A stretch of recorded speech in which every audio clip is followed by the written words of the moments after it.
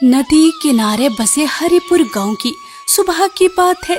सूरज अभी निकला ही था कि एक नौजवान अपनी छोटी सी ठेला गाड़ी लेकर गांव के चौराहे पर आ गया।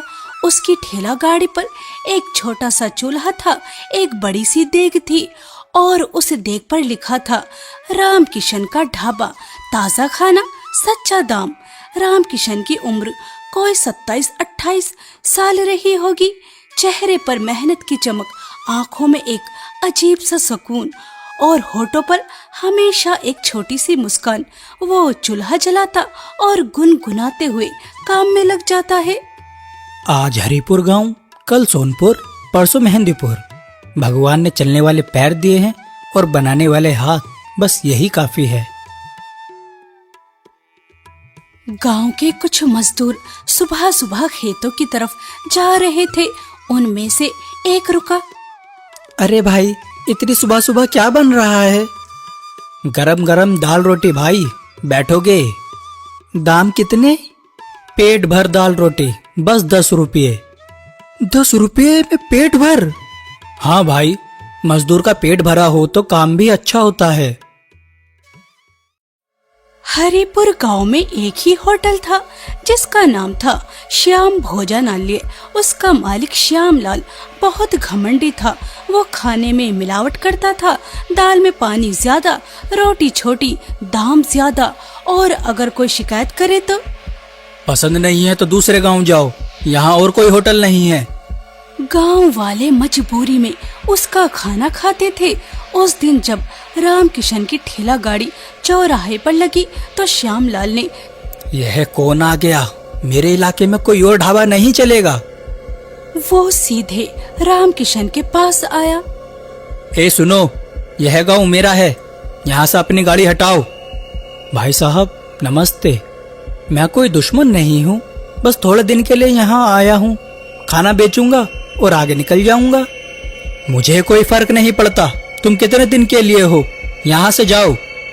भाई साहब, चौराहा तो सबका है, यहाँ बैठने से किसी को रोका तो नहीं जा सकता। श्यामलाल गुस्से में वापस चला गया। सुबह के 9 बजे गांव के मजदूर खेतों की तरफ जा रहे थे।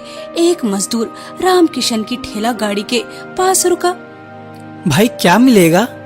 दाल, रोटी, सब्जी और चाय, सब ताजा बना है। दाम? दाल रोटी पेट भर, बस 10 रुपये। 10 रुपये में पेट भर? हाँ भाई, भूखे पेट काम अच्छा नहीं होता, मजदूर का पेट भरना जरूरी है। मजदूर बैठ गया। राम किशन ने गरम गरम दाल मोटी रोटी के साथ परोसी। वाह भाई, इतना अच्छा खाना, दाल में भी घी है। हाँ भाई। देखते ही देखते खबर फैल गई। गांव के लोग एक एक कर कर आने लगे। बेटा, यह दाल तो मेरी माँ जैसी बनाई है। कितने दिन और रहोगे यहाँ? ताऊ जी 3 दिन, फिर अगले गांव जाना है। बेटा, 3 दिन में तो हम तुम्हारे दीवाने हो जाएंगे। ताऊ जी, खाने के दीवाने होना अच्छी बात है, लेकिन एक बात याद रखना, खाना तो मैं बनाता हूँ, लेकिन इसमें आपके गांव की मिट्टी का स्वाद है। साफ पानी, ताजी सब्जी, इसीलिए इतना अच्छा लगता है। शाम होते होते श्यामलाल का भोजनालय खाली था। सारे गांव वाले राम किशन के ढाबे पर थे। यह मेरा धंधा बर्बाद कर देगा, कुछ करना होगा। हाँ बोलो श्यामलाल। मुखिया जी नमस्ते, एक बात कहनी थी। हाँ बोलो श्यामलाल। मुखिया जी, वह ढाबे वाला जो आज आया है, वह बाहरी आदमी है, पता नहीं कहाँ से आया है, कहाँ जाएगा। कल को अगर किसी को खाने में कुछ हो गया तो गांव की बदनामी होगी। यह बात तो सही है, इसीलिए मुखिया जी उसे गांव से भगा दीजिए। ठीक है श्यामलाल, कल सुबह हम उससे बात करते हैं। अगली सुबह मुखिया राम प्रसाद राम किशन के ढाबे पर आए। भाई, तुम्हारा नाम राम किशन है? जी मुखिया जी, नमस्ते। बैठिए, चाय पीते हैं? चाय बाद में, पहले बताओ तुम कहाँ से आए हो और यहाँ क्यों आए हो? मुखिया जी, मैं बगलपुर का रहने वाला हूँ वहाँ मेरी पत्नी और मेरी बूढ़ी माँ है। घर में खेती नहीं है, जमीन नहीं है, लेकिन भगवान ने हाथों में हुनर दिया है, खाना बनाने का हुनर। तो मैंने सोचा यही ठेला लेकर गांव गांव जाऊंगा, ईमानदारी से कमाऊंगा और घर वापस चला जाऊंगा। लेकिन किसी ने शिकायत की है कि तुम बाहरी हो, तुम पर भरोसा कैसे करें? मुखिया जी, देखिए मेरे खाने में क्या है, आपके गांव की ताजी सब्जी, आपके गांव का साफ पानी और थोड़ा सा प्यार, इसके अलावा कुछ नहीं। आप चाहें तो आज सारे गांव को मेरे सामने खाना खाते देख लें, पहले मैं खुद खाऊंगा। मुखिया रामकिशन को ध्यान से देखते हैं।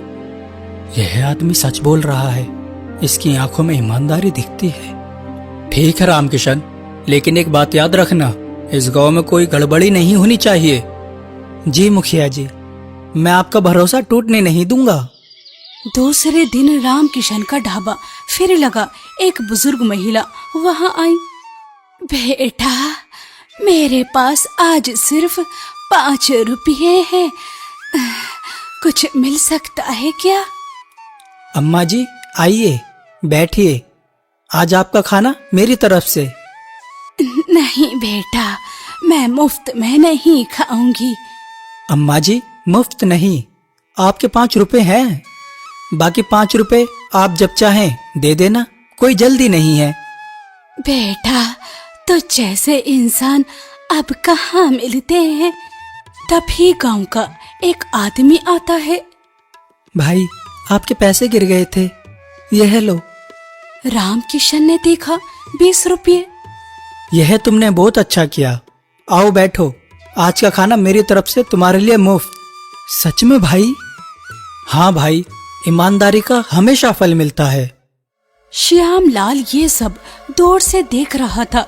उसे और गुस्सा आया। उसने एक नई साजिश सोची। रात को उसने अपने नौकर चंदू को बुलाया।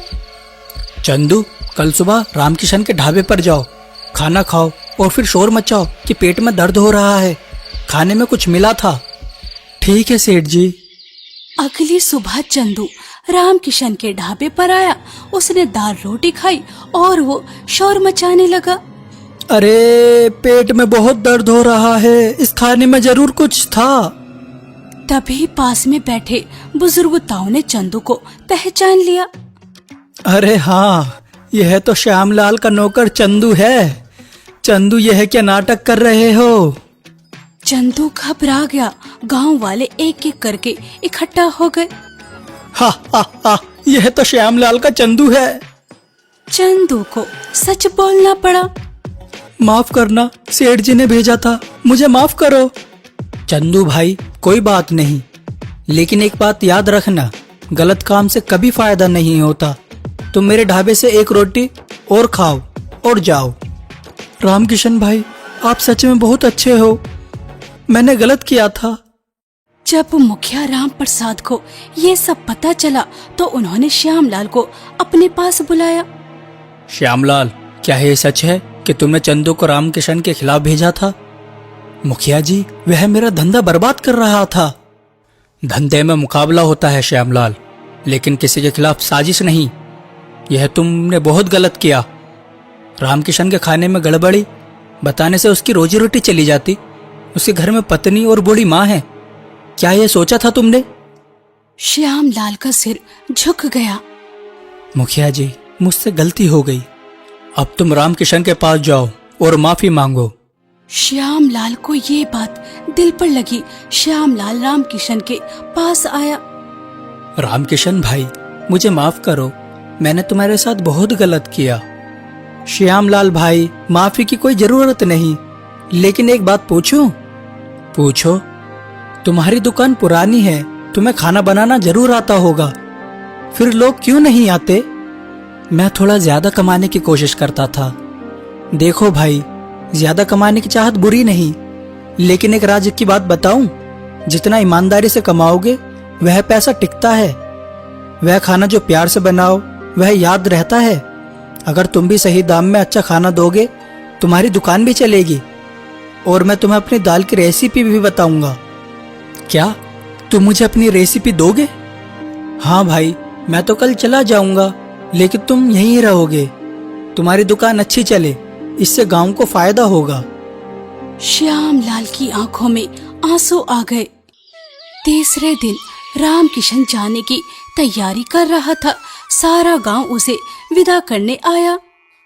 बेटा, तुम इतना अच्छा खाना बनाते हो, इतने अच्छे इंसान हो, फिर यह ठेला क्यों चलाते हो? कोई बड़ा होटल क्यों नहीं खोल लेते? ताऊ जी, कुछ साल पहले मेरी भी एक दुकान थी, अच्छी खासी चलती थी। फिर मेरी पत्नी बीमार पड़ गई, इलाज में मेरी सारी जमा पूंजी चली गई, दुकान बंद हो गई, लोगों का उधार हो गया। उस वक्त जब मेरे पास कुछ नहीं था, एक एक गांव वाले ने मेरी मदद की। किसी ने रोटी दी, किसी ने दवाई दी, किसी ने पैसे दिए, बिना किसी उम्मीद के। उस दिन मैंने कसम खाई, जब तक जीऊंगा उन गांव वालों का कर्ज उतारता रहूंगा। इसीलिए गांव गांव घूमता हूँ, भूखों को खाना देता हूँ और जो दे सके उससे दाम लेता हूँ। पूरे गांव में खामोशी छा गई। बुजुर्ग ताऊ की आंखें भर आई। बेटा, तुम सच में मेहनती और ईमानदार हो। ठीक है ताऊ, अब मैं चलता हूँ। रामकिशन अपनी ठेला गाड़ी लेकर जाने लगा। तभी गांव का एक आदमी बोला, रामकिशन भाई, फिर आओगे ना? हाँ भाई, मैं जरूर आऊंगा। तभी श्यामलाल आगे आया। रामकिशन भाई, रुको। उसने एक पोटली रामकिशन के हाथ में दी। यह क्या है? कल से मैं अपनी दुकान ईमानदारी से चलाऊंगा। यह पोटली में थोड़े पैसे हैं, तुम्हारे रास्ते के लिए और तुम्हारी पत्नी और माँ के लिए। नहीं भाई, यह मुझे नहीं चाहिए। लेना होगा भाई, यह मेरे दिल का बोझ है, इससे मत लौटाओ। ठीक है भाई, लेकिन वादा करो, गांव में जब भी कोई भूखा होगा उसे खाना देना, दाम बाद में लेना, पहले पेट भरना। वादा किया। रामकिशन अपनी ठेला गाड़ी लेकर आगे बढ़ा।